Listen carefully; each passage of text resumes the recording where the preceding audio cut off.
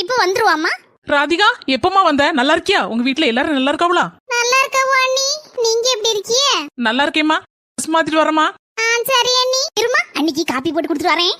இதெல்லாம் எனக்கு சரியா படல. அப்பா தலை வலிக்குது. இந்த மர்மோள காப்பி எடுத்துக்கோ. டேய் நான் தான் காப்பி போட்டு குடிப்பேனே, உங்களுக்கு எதுக்கு இந்த வேலையெல்லாம்? இருக்கட்டும் மர்மோள, நைட்டுக்கு சூடா சோறு வடிக்கட்டுமா இல்லனா சப்பாத்தி போடட்டுமா மர்மோள? டேய் நீங்க எதுவும் செய்யണ്ട, நான் சப்பாத்தி போடுதேன். டேய் வேண்டாம் மர்மோள, நீ ரெஸ்ட் எடு, நான் சப்பாத்தி போடுதேன்.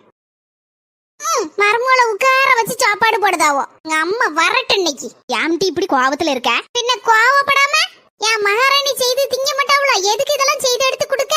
எட்டி வந்தமா இருந்தமா போனோம்ங்கற வேலைய பாரு. என்ன எட்டி, எனக்கு ஒண்ணுனா அவ தான் பார்க்கணும், அவளுக்கு ஒண்ணுனா நான் தான் பார்க்கணும். நீ என்னைக்காவது ஒரு நாள் வருவ. இந்த மாதிரி பேசி எனக்கு என் மருமகளுக்கு இடையில சண்டையை உருவாக்கிட்டு போயிடாத. நீ இன்னைக்கு வந்தமா சந்தோஷமா இருந்தமா போனமான்னு இரு. இப்படி ஒரு நல்ல மாமியார்லாம் எனக்கு கிடைச்சிருக்காவோ. ஹலோ எம்மா ராதிகா தானே? நீங்க புக் பண்ண பார்சல் வந்திருக்கு.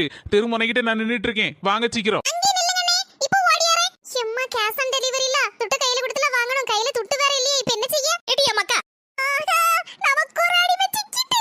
அம்மா தலக்கிருக்குன்னு ஒரு மாதிரி படபடத்துட்டு வருது. டேய் என் பேருக்கு ஒரு பார்சல் வரும், அங்க போய் வாங்கிட்டு வாயா. சரி சரி இரி, நான் போய் வாங்கிட்டு வரேன். இதே நம்ம நாத்து பேருக்கு தானே பார்சல் வந்திருக்கு, போவாதீங்க சொன்னா கேளுங்க. என்ன மர்மோள சொல்லுதே? என் மோவ பாம்போல தலை சுத்துன்னு கிடக்க, அவளுக்கு நான் தான் பார்சல் வாங்கி விட்டு கொடுப்பேன். வேற யார் செய்வா? சரி தே, அப்போ உங்க இஷ்டம், போங்க. ஏ தம்பி, என் மோளுக்குள்ள பார்சல கொண்டா. ஏம்மா 1100 ரூபா தாங்க. ஏ தம்பி, என் மோவ துட்டெல்லாம் கட்டிருப்பாளே, புறவு இதுக்கு 1100 ரூபாய் கேக்க? பாரு, அதிக விவரம் தெரியாதவன் நினைச்சு என்ன ஏமாத்த பக்கியா? எம்மா கோவப்படாதீங்க, இது கேஷ் ஆன் டெலிவரி. துட்டு கொடுத்ததும் வாங்கக்கூடியது. அப்படிதான் உங்க மாவா புக் பண்ணிருக்காவோ.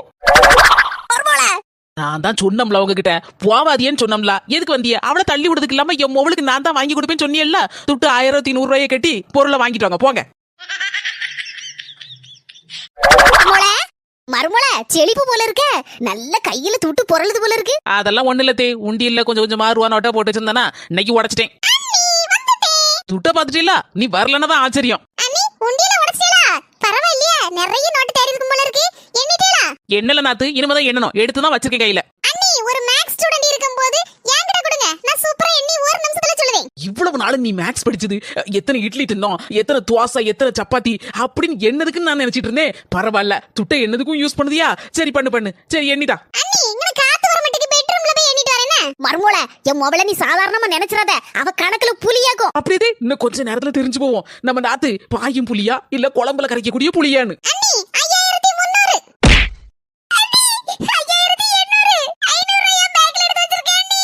அடி உதவுத மாதிரி அண்ணன் தம்பி கூட உதவ மாட்டான்.